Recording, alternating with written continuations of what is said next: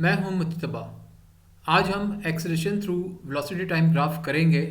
Last lecture में हमने distance time graph से वेलोसिटी निकाली थी। आज हम एक्सेलरेशन मालूम करेंगे। तो इसको पहले पढ़ लेते हैं। Acceleration is the rate at which the velocity changes. एक हमारे पास फाइनल वेलोसिटी होती है, उसमें जो चेंज आता है इनिशियल वेलोसिटी से वो, और विद रिस्पेक्ट टू टाइम यानी कि final time minus initial time.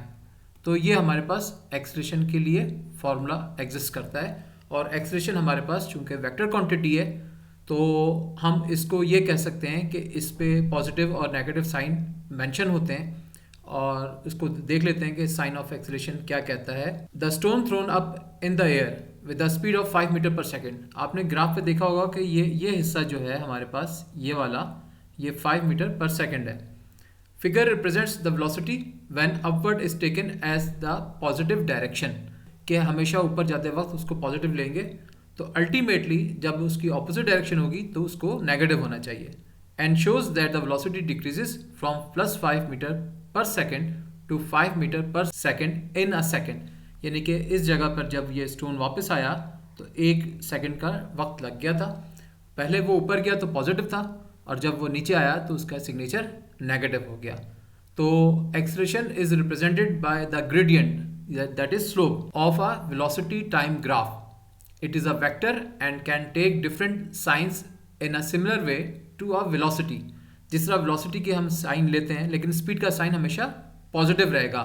Speed या ज़ीरो होगी या पॉजिटिव होगी, नेगेटिव नहीं होगी। जबकि वेलोसिटी की डायरेक्शन होती है, इस वजह से वो पॉजिटिव भी हो सकती है और नेगेटिव भी हो सकती है। आगे चलते हैं। ये हमारे पास ग्राफ है वेलोसिटी टाइम का। इससे हम एक्सेलरेशन मालूम करने की कोशिश करेंगे। Mister X turns on the main road at 4 metre per second, accelerates uniformly, maintains a constant speed, and then slows down uniformly to stop when he reaches home. Find number 1 the acceleration from A to B, 2 the acceleration from B to C, 3 the acceleration from C to D. तो graph पर आप देखेंगे कि ये zero से, origin से नहीं शुरू हुआ, ये एक और नंबर से शुरू हुआ है जो जिसको हम ये कह सकते हैं कि इसकी स्पीड थी 4 मीटर पर सेकेंड।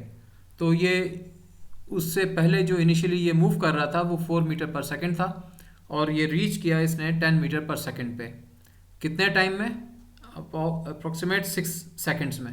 तो हम इस क्वेश्चन को थ्रू एक्सेलरेशन मालूम करने की कोशिश करते हैं कि ये सवाल किस तरह हल होगा। तो पहले हम ये देख लें कि एक्सेलरेशन का फॉर्मूला क्या है। A is equal to V F final velocity minus initial velocity upon T, यानी मीन्स फाइनल, या delta T minus T initial, T I.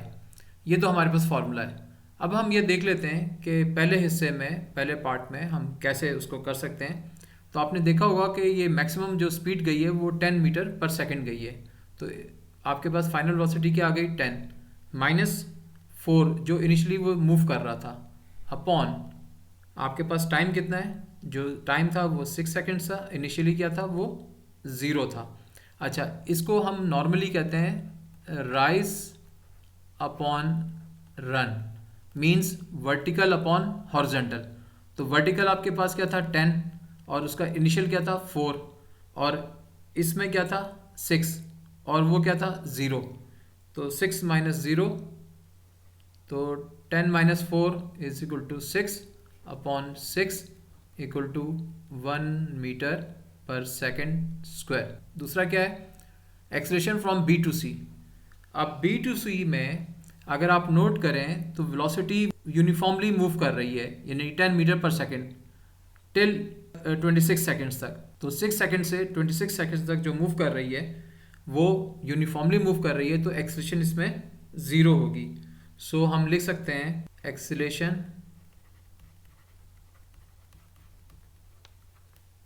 From B to C, there is no change in vertical axis। Vertical axis में कोई change नहीं है, आप देखें वो 10 metre per second ही है। देयरफॉर एक्सेलरेशन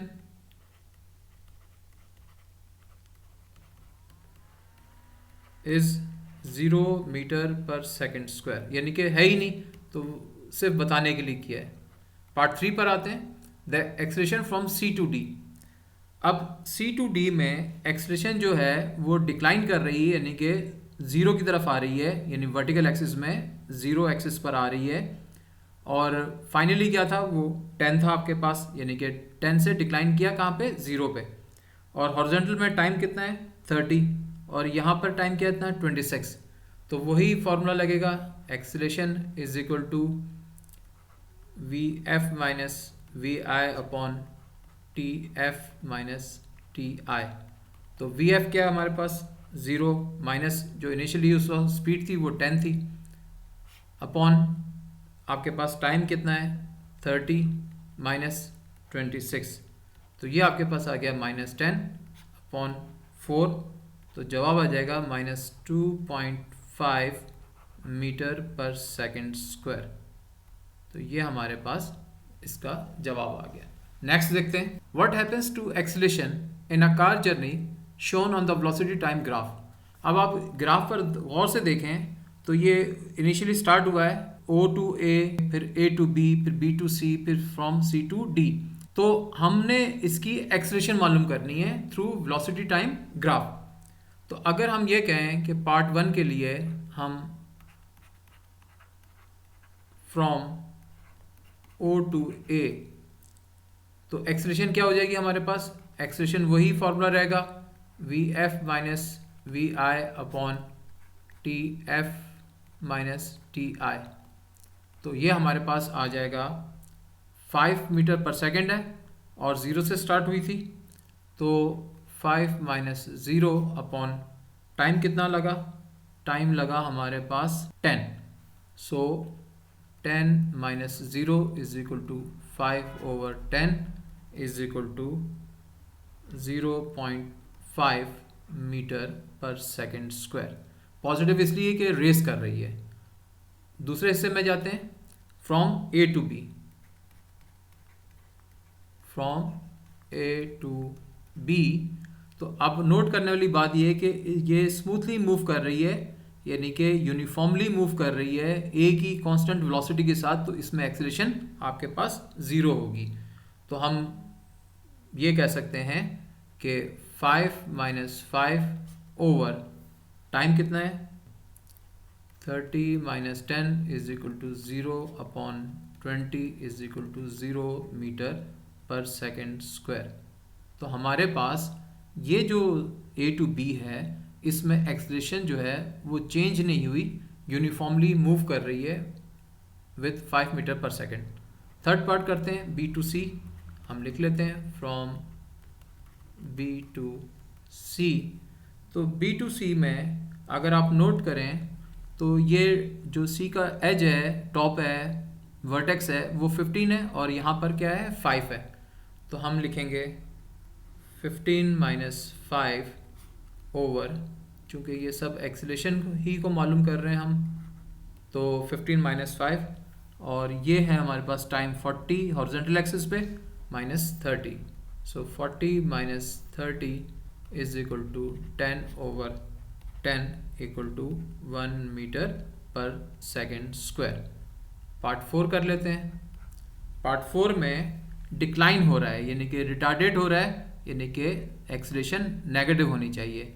तो जो इनिशियली हमारे पास होगा, जब ये रुक जाएगी गाड़ी वर्टिकल एक्सिस पे, तो ये हमारे पास आ जाएगा 0 माइनस 15, क्योंकि उस वक्त 15 पे उसकी रफ्तार थी, वेलोसिटी जो थी हमारे पास 15 मीटर पर सेकेंड थी, अपॉन टाइम जो है वो 50 minus 40 is equal to -15/10 is equal to -1.5 metre per second square. अब यहाँ पे जो नेगेटिव साइन है, ये रिटार्डेशन या डी एक्सीलरेशन को मेंशन कर रहा है, यानी कि रफ्तार या एक्सीलरेशन जो है हमारे पास वो स्लो डाउन या 0 की तरफ जा रही है। मुझे उम्मीद है कि through graph, velocity time graph के हवाले से आपको ये एक्सीलरेशन का जो कॉन्सेप्ट है ये क्लियर हो गया होगा।